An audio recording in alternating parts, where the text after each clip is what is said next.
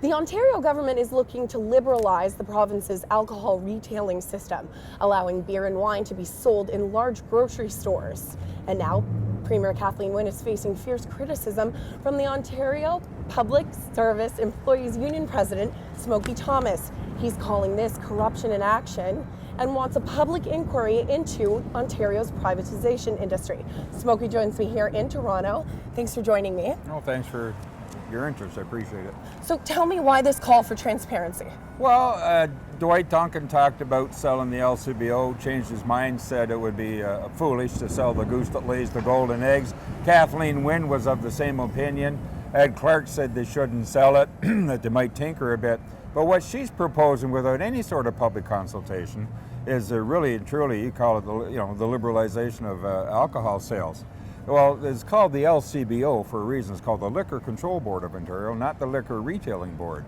So we just fear that a wide open privatization, going into 300 grocery stores to start, is just wrong-headed on many, many fronts, mostly around social responsibility, the control part, but also on, Dwight Duncan had said they were going to put 10 LCBO stores within grocery stores. We were okay with that. We thought that was pretty good because it was going to be a store contained within a store. LCBO employees would be controlled. It would be a whole bunch of things, right? They'd ask for proof of age. But we don't see that in this proposal. In fact, what we don't see in this proposal is any details at all.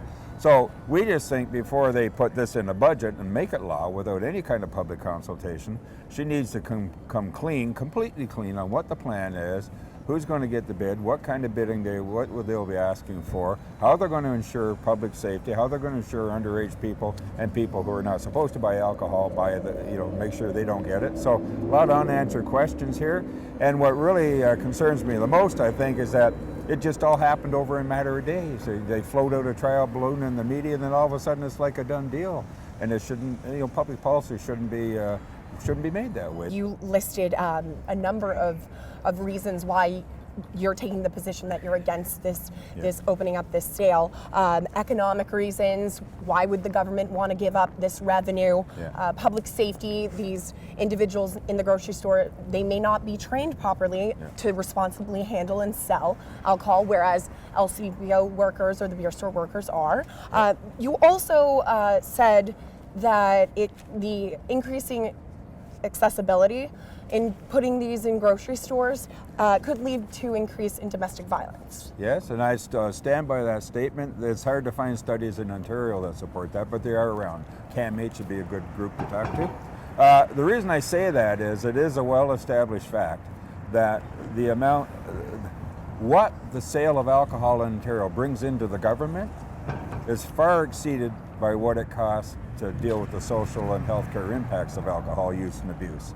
So every time you increase the sale of alcohol, you also increase your social and healthcare costs as well. And it doesn't cover it. But my background's mental health, and I know lots of sociologists, psychologists, doctors. There's a study that's been long since determined that this is the case. Anybody that's prone to violence is 8 times more prone to violence when they're drinking. You talk to any probation officer, any judge that sits in domestic court, almost every guy that goes to court for beating their spouse was drinking when they did it. Try and make that an excuse. That's never an excuse. There is no excuse for violence. And when they reoffend and they come back to court, they violated that order that says they can't drink or go near their spouse or significant other or use drugs that aren't prescribed. So the evidence is just there. It's fairly easy to get into the LCBO, the beer store, purchase something, go to a bar and drink. How specifically would opening craft brewery in grocery stores, how would that contribute any more than somebody who's been arrested for domestic violence walks into an LCBO or walks into a bar and drinks? In an LCBO, there's the workers are trained and they keep track of the number of times they challenge the age, and they keep track of the number of times they turn down. I'm not convinced that you get that in a grocery store on a Friday night when it's extremely busy. Somebody's checking out with 3 quarts of milk and a dozen eggs and some booze and just a young person underage trying to slip through. And what happens though, there's a lot of inebriated people try to buy booze. Well, what's going to happen in a grocery store on a Friday night, somebody comes in all drunk up, wanting to buy some more, and in the LCBO and the beer store both, they will turn those people away, and they will call the police if they get in a car. They watch them, and that happens far more frequently than we ever would believe it does, and unfortunately it does happen a lot. So I still say, if they were going to put it in the stores, the one proposal we did support was you'd have a store within a store, much like you have pharmacies now, and they cordon them off after hours, right? If the store is still open. That was a model that we thought had merit and might work. And I said to Dwight Dunn, I said, that's actually a pretty good idea, right? LCBO management liked it, the workers that worked there liked it. They thought, no, that could work. And that can answer the one way of answering underserviced areas. The other way of answering underserviced areas really is just more agency stores.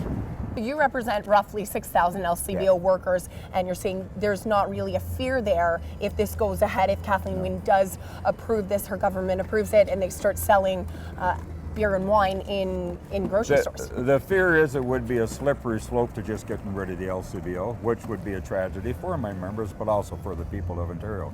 Because what privatization typically does is they would sell the license to sell. So what you're doing is selling $1 worth of revenue for 60 or 70 cents. So the taxpayers are losing. For every dollar that gets sold would be sold in one of these grocery stores, the taxpayers would pick up 60 cents when they would have got $1 before, right? So it's a bad deal for taxpayers.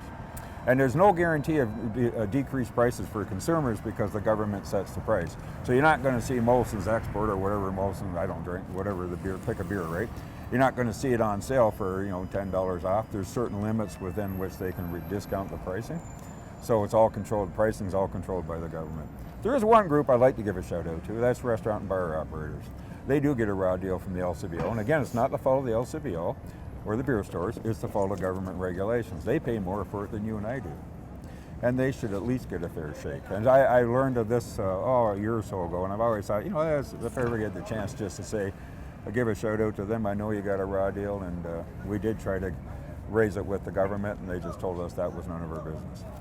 I just want to touch on this. You mentioned earlier that this move could possibly be Kathleen Wynne just trying to please her political friends. Yeah. Can you elaborate a little on that? Well, the people that would, because the leak is talking about grocery stores, not corner stores, grocery stores. So Loblaws, Metro, all those big chains. Well, those big chains are represented by the Retail Council of Canada, who their spokesperson was speaking out. But they're also friends of Liberals. Galen Weston's a friend of Liberals. He's been to that Bilderberg group with Ed Clark, who's advising the Premier. David Peterson was the chair sits on the board of Loblaws, was the chair of Shoppers Drug Mart. So there's all these interconnectedness in the Liberal Party, which really greatly concerns me because it's shutting people out of a due process, and it's how are you even thinking you're achieving best value for the taxpayers when there's no real bidding process? Only four grocery store chains would get the bid on it. So from that point, I think she's just paying off political friends and political patronage. And what would you like to see happen? If this is going to go forward, you just want transparency, you just want everything to be public knowledge? Well, what I'd like to see happen is leave it alone. Let the LCBO figure out how to expand it, because they had some good, I've met management there, they have some good ideas how to expand it safely, how to give more places to buy. They're actually expanding, they're building some stores, right? That was the plan, unless they'd killed that. I've not been told they were killing that, though. But if they're hell-bent on doing it, it can't just be passed in the budget. That'd be a travesty, but it wouldn't be the first time the Liberals have done something like that. They should have to, well, I'll take a word out of Tim Hudak, they should have to do a white paper and put it out for public consumption, public debate, and then have a rigorous debate in the legislature about it. Well, we'll be following the upcoming spring budget from the Ontario Liberals and this story if we're going to see beer and wine being sold in grocery stores across Ontario. Thank you very much. Well, thank you for your interest. I appreciate it.